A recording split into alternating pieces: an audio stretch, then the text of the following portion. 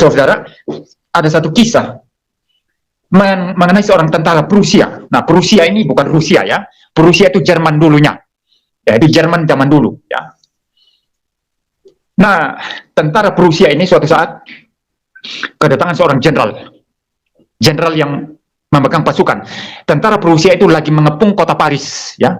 Lagi mengepung kota Paris ya, Prancis itu Paris ya. Nah, lalu kemudian saudara datang sang jenderal, lalu dia berkata kepada tentara ini tadi, "Hei, sini kamu.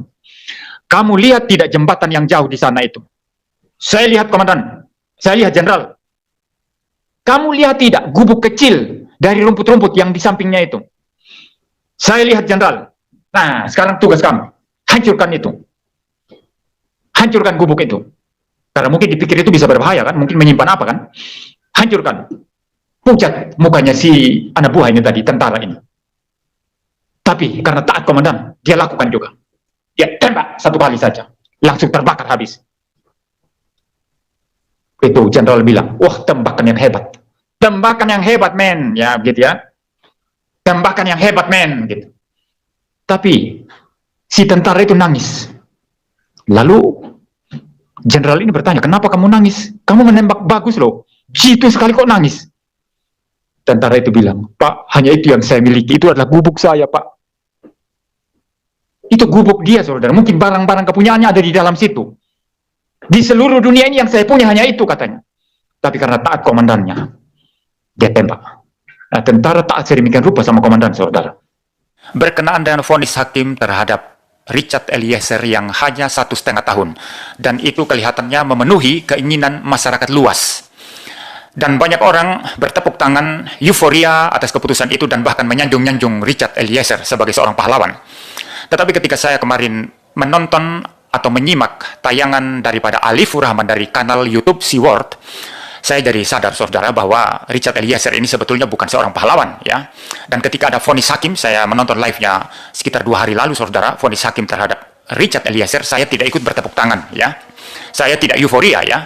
Tetapi ketika saya mendengarkan tayangan daripada Alifur Rahman, saya jadi tersadar, ya, bahwa sebetulnya ada yang salah jika masyarakat ini euforianya berlebihan, memuja-muja Richard Eliezer seolah-olah dia adalah pahlawan, ya. Bahkan menurut Alifur Rahman itu ada yang sampai menulis di postingan Facebook bahwa Richard Eliezer ini cocok untuk jadi kepala daerah di tempat asalnya, ya. Pokoknya ada banyak sanjungan puja-puji terhadap Richard Eliezer, dan Alifur Rahman mengingatkan bahwa euforia, puja-puji yang berlebihan itu salah, ya. Karena kita harus tetap ingat bahwa Richard Eliezer ini adalah seorang pembunuh. Dia yang menembak Yosua. Dia adalah seorang pembunuh, saudara. Dan saya sepakat dengan poin-poin daripada Alifur Rahman di sini. Khusus bagi orang Kristen, saudara. Apalagi Richard Eliezer juga ini adalah seorang Kristen, ya. Khusus bagi orang Kristen, mari kita menempatkan satu kasus itu pada tempat konteks yang tepat, saudara. Jangan berlebihan, ya. Jangan berlebihan euforia, jangan berlebihan memuja-muji dan lain sebagainya. Ya, karena biar bagaimanapun Richard Eliezer ini bagi saya bukan pahlawan, ya. Kenapa bukan pahlawan? Karena dia adalah seorang pembunuh dan memang mempunyai jasa yang besar sekali. Karena kalau tidak ada Richard Eliezer yang berani untuk bekerja sama dan membongkar kasus ini sesungguhnya, maka kasus ini gelap, ya. Kasus ini gelap dan tidak ada keadilan bagi keluarga Brigadir Yosua. Dan kita harus akui jasa daripada Richard Eliezer di sini besar, ya, dan signifikan, sangat-sangat berdampak. Kita perlu untuk mengapresiasi jasanya di dalam hal ini. Tetapi tetap dia bukanlah seorang pahlawan. Karena apa? Seorang pahlawan sesungguhnya berani menolak perintah atasan yang salah. Dan berani bahkan meresikokan nyawanya untuk membela temannya. Itu pahlawan. Pahlawan itu berani mati untuk membela kebenaran. Berani mati untuk orang-orang lain. Untuk hidup orang lain. Nah, itu baru namanya pahlawan. Dan Richard Eliezer tidak melakukan itu. Ya, atasannya memerintahkan untuk menembak, dia menembak. Walaupun katanya terpaksa.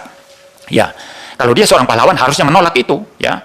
Dan jikalau nyawa Richard Eliezer sendiri taruhannya, ya apa boleh buat. Nah, itu namanya jiwa kepahlawanan, saudara.